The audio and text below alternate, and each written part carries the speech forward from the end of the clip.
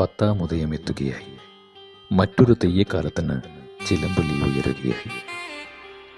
ചെണ്ടയുടെ താളത്തിനനുസരിച്ച് അത് നാടിനെയും നാട്ടുകാരെയും മറ്റൊരു കളിയാട്ടക്കാലത്തിലേക്ക് കൈപിടിച്ച് നടത്തും.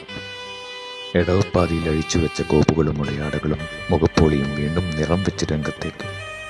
അണിയലവും മനയോലയും ചായില്യവും ഒരുങ്ങി, ചെണ്ടക്കയറുകളും മുറുക്കി ഒരു ദേശം കാത്തിരിക്കുകയാണ് മറ്റൊരു തെയ്യാട്ടക്കാലത്തിനായി.